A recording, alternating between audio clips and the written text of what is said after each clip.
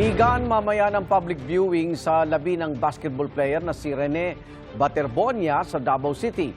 May unang balita live si Efren Mamak ng GMA Regional TV. Efren. Yes, Igan, naihatid na sa Davao City ang labi ng yumaong basketball player na si Rene Baterbonia ngayong umaga. Banda 2:40 kaninang umaga, lumapag ang private plane kung saan lulan ang labi ni Rene Baterbonia sa Davao International Airport. Sinalubong ito ng kanyang mga kaanak at kakilala. Katuwang ang kapulisan, kinonvoy muna ito patungo sa isang funeral home bago idinala sa Ateneo de Davao University Senior High School Bangkal Campus para sa burol bago siya dalhin sa kanyang hometown sa Agusan del Sur.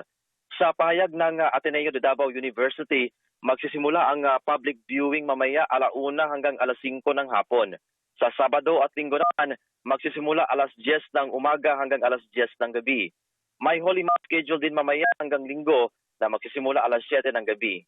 Inaanyayahan din ang paaralan ng mga kaanak, kakilala at mga loved ones na magbahagi ng kanilang kwento, memorya at tribute sa kanilang yumaong basketball player.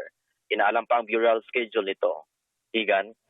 Maraming salamat, Efren Mamak ng GMA Regional TV.